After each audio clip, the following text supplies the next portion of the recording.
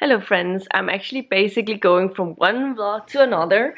I thought about this and decided to vlog my experience of reading MacRae's new book, The Iron Crown. So before I get into reading that, I thought I wanted to share with you a couple of things about the author, about things that she's published before, because I have really been enjoying her books, especially her World of Lineria books. She is the author of Moroda, which is the beginning of the World of Lineria. It currently has 4 books out, and it's a high fantasy series. It follows this gang of people. They are different from different cultures, cultural black backgrounds. They are different types of beings, and they come together to work for the same cause. And so while they do this reluctantly in the beginning, but ends up becoming really good friends, and then something happens at the end of the book and they've sort of since been separated, and then the story continues and they follow the different characters from where they are, and some of them meet up again and then sort of get back together in after what happens afterwards. So it's really interesting and I really enjoy them. I think they are all really excellent, and I think all of the books become better and better with each book. So I'm very excited to read this one because I feel like now the author, MacRae, has a couple of books on her plate now, has already published a lot, and has gotten used to writing and probably learned a lot from the first couple of books she's been reading. I've definitely seen her writing change over the books, so I'm really excited to get into this. I have no idea how long it is, but I will try and read and see how far I can get in a half an hour's time now, and then we'll see what happens, and I can possibly get a sort of feeling if it's like a really long book or if it's a shorter one. I'm a little uncertain about it, but I will definitely let you know about my thoughts about it. So yeah, this will be a vlog where I'm mostly focusing on reading The Iron Crown. I will be talking about other books that I'm reading, but I just thought this was a good way of putting some focus onto the book, and hopefully you'll become interested in it and maybe consider checking it out yourself if I enjoy it. So I thought that was a good idea, and so this was my first check-in. I will check in later. This is my update for now. See you later. Bye. Hello friends, it is now Saturday, and I started the book yesterday and I'm about 24% into it, so I've already made quite a bit of progress. I've also found out that it's 568 pages long because the book's page on Goodreads has been updated with page count now, and which is nice, so I can sort of have an idea of how much I've been reading. So I am over 100 pages into it now. And yeah, definitely enjoying it so far. We have been introduced to a little more characters, but it seems like we're going to be following 3 different perspectives. We're going to be following Fen, who we meet in the first chapter. He has lost his memory, he doesn't know who he is. He is waking up in a sort of pond thing and having no clue about who he is. And then he is tagging along with a girl named Caladra, who reluctantly takes him along, and who has a friend called Yadriel. And then there is an inquisitor called Torsten, who is the people that we seem to be following the perspectives from. So that's who we've been introduced to so far, and it's very interesting. I'm confused. It's sort of about forest spirits, and these forest spirits are dragon spirits, and I don't know how it's going to play into the plot onwards, but it seems like the dragon is the cause for one of the characters having sort of a curse surrounding them, and we don't know really what happened to Fen, so we don't know what caused that, but it seems like there are multiple people like him who have suddenly lost their memory completely, and they don't know what it has to do with anything. So I'm very intrigued so far, and definitely enjoying it. I thought I wanted to check in with you now because I'm actually on my way out, meet up with my brother and my sister. First we're going to hand over a present, my other sister's sister-in-law is being married today in the courthouse, sort of a simple wedding, and they're going to be holding a party later when the restrictions are different, but it's because they have recently gotten a baby. So in order for the baby or have the best solution if anything was going to happen to either of them, they wanted to get married so that the baby has the best options. So we are going to hand over a present, because we're going to give a sort of small present, and then afterwards me and my sister, my sister Susan and my brother, we are going to be visiting the museum. And the museum is currently having an exhibition of fantasy related exhibition that's come from the US. It's the only place in Europe that's been showing this exhibition, so I'm really excited about it. It has dragons, all these fable animals, and they have also added stories about local mythology stories. So I'm really looking forward to seeing what it's going to be, and then also just catch up on what they have at the museum. Because it is a very interesting museum we have here. So I am looking forward to that, and then we're gonna have lunch afterwards, or maybe we're gonna do that before. I'm not really sure, but I'm gonna try and take the camera along and see if I can snap some footage. I don't know if we're allowed to actually film in there, but I'm gonna bring it along no matter anyway, and then we'll see what happens. So I will check in with you later. I plan on reading from the book later in the day once I've come back from the city. I don't have any more plans for the day, so I'm going to be reading. And yeah, this was everything. I'll see you later. Bye.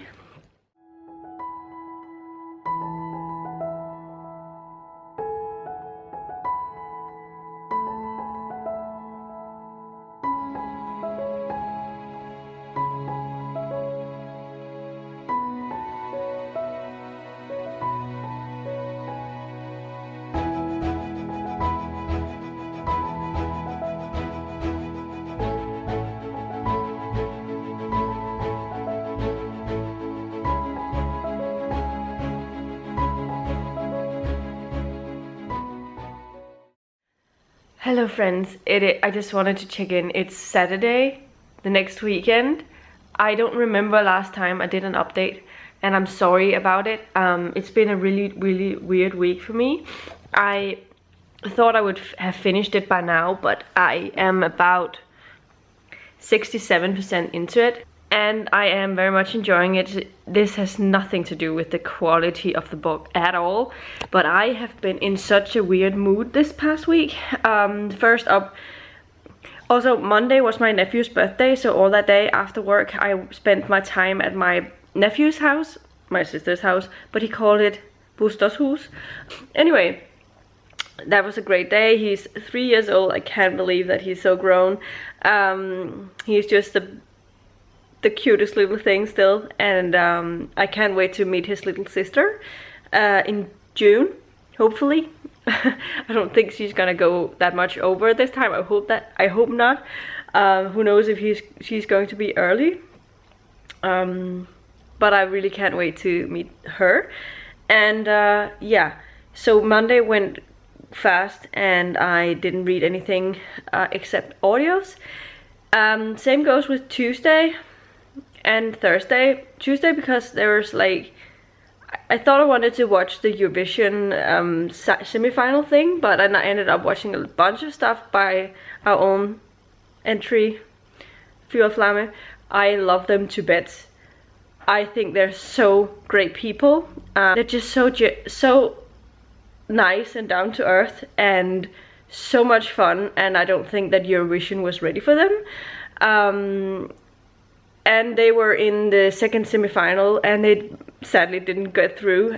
They were singing a Danish entry for the first time since '97. We sent the song in Danish, and a lot of people from Denmark were against it because they knew that it probably wouldn't do very well because it was in our mother tongue. A lot of people have been praising it. Outside of Denmark, they think that it's great and they loved it, and they think that it was a good choice of sending a song in their own language. The sad thing is that the jury has sort of punished it. I obviously can't prove anything, but I believe that the jury is the main reason why they didn't get through votes in general. And then there's the fact that probably who would get the song the most. Norway and Sweden were in the other semi-final, and they were not allowed to vote for it, and Germany as well. And I know that a lot of people from Ukraine loved it as well, and they were also in the first semi-final. So the fact that you were only able to vote for the semi-final that you were in, I think also that's why I didn't end up watching the first, because why bother? And during the second live show of semi-final, I just thought that the majority of the entries, they're all super similar and bland. Their vocal performances wasn't very great either. There was a lot of off tunes. And then Denmark ended the show, and the crowd were completely going insane. And I just thought that, okay, they did really well. They couldn't have done anything better, and people loved it. And then they still didn't manage to get through. And I remember watching when they were calling out what countries went on to the final, and I almost cried when I saw how emotional they were, and they were just hugging each other, and it was so sad. And I knew when there was only one spot left and Finland hadn't been chosen, I knew that they would be chosen, because even if I think it's a trashy song, I think it's such a terrible rock song. I love rock music, but that one wasn't great. Yeah, and they also seem like really bad people off stage. So I didn't like it much, but I knew from what people have been saying about it that it would probably win, because it's rock and it's different. And afterwards, also Lauritz, the writer and the blonde, actually mentioned that when Albania was mentioned, they knew they weren't gonna get the spot, because they were like kind of looking at them, and the minute that they were chosen, they knew that this wasn't their Eurovision. They weren't going to the final. But obviously they were really sad. But he also said he wouldn't have changed anything, he wouldn't have done anything differently, because then it wouldn't have been them, and I completely agree with them about that. So I'm sad, but I've been listening to so much of their stuff, and if you don't believe, I am obsessed with this band, and I have listened to so much of it. And if you don't believe it, just look at my most listened to on YouMusic, which is what I use. I don't use Spotify. YouMusic is part of one of my TV internet things, and I can use this for free on top of that. So I use this rather than Spotify. I don't get ads and stuff. So, but this is my top 10 most listened to songs, and they take up all 4 spots, the first 4 spots, and they are all the songs that they've released so far. Just a couple of days ago, Kæreste, which is like the 4th one,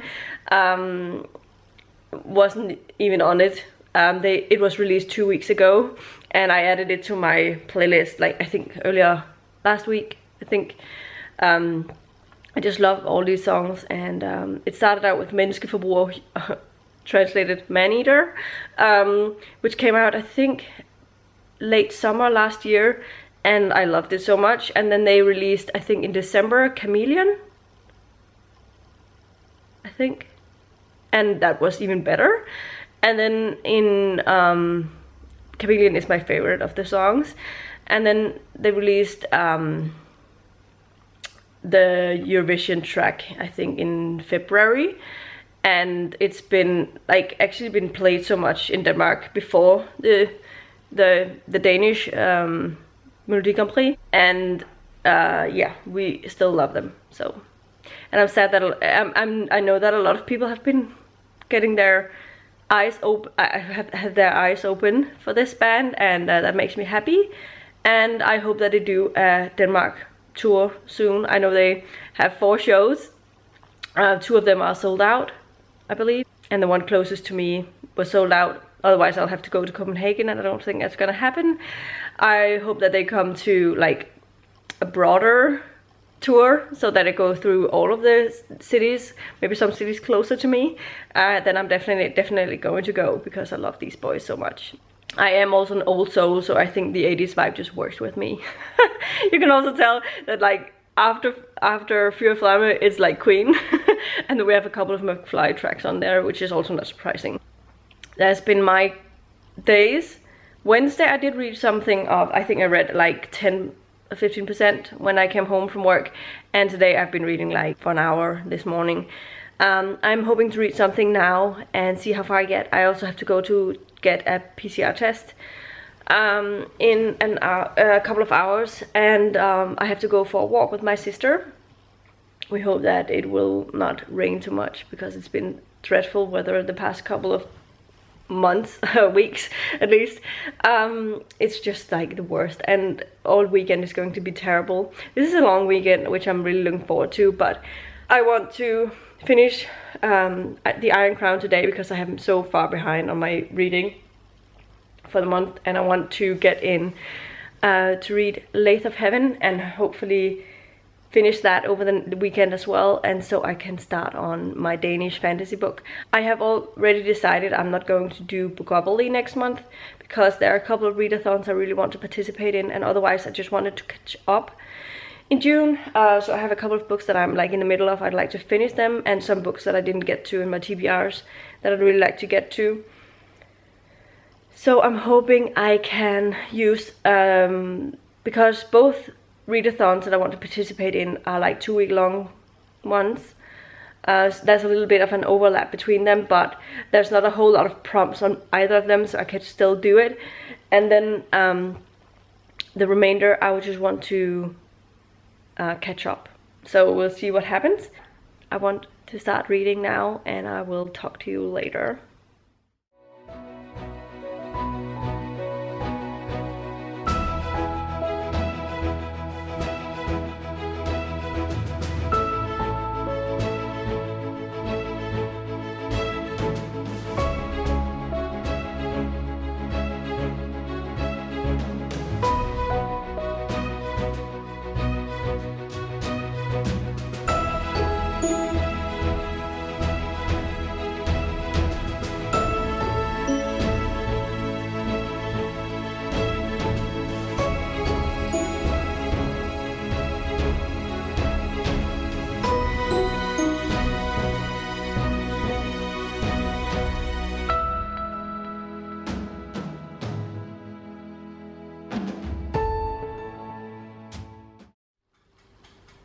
Hello friends, it is now Sunday.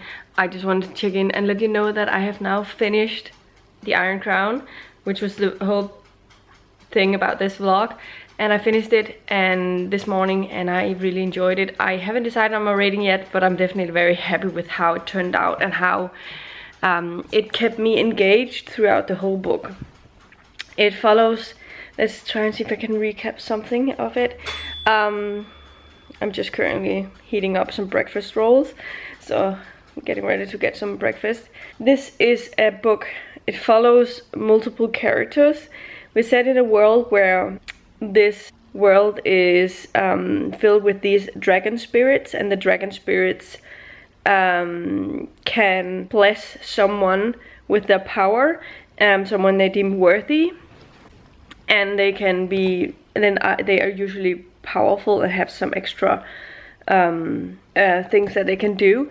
It's in a world where there are these creatures called MacRae. I don't know how to pronounce it, but they caused lots of grief and terror some years back, and it was defeated. And the queen claimed that it would be gone for a lifetime. However, it's 5 years later, and seems like there are signs that the mirror are returning. And so we're following different people, and one of them is Fen, who has lost his memory. He doesn't know who he is, but he goes on a quest in order to try and figure out what happened.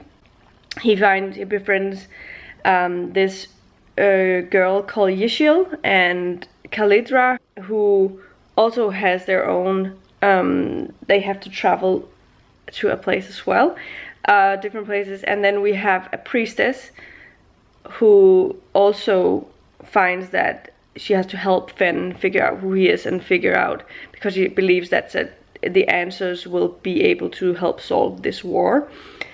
And then we have the perspective of a man called Apollo, who was once who was supposed to be the savior. At the time, he was supposed to be the one who got rid of this thing that would cause the mirror to be defeated for a lifetime.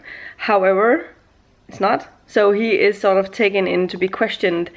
And so there's a lot of things going on, and I really enjoyed all of it.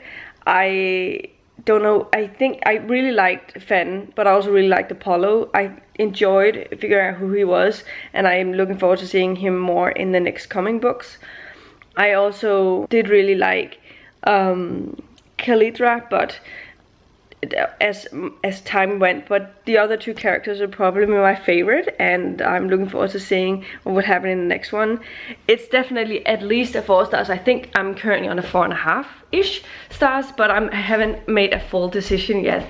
But really happy with the book, and it's the best book I've read this month so far, so I'm really happy about that as well. So yeah, but this was everything. I'll talk to you later.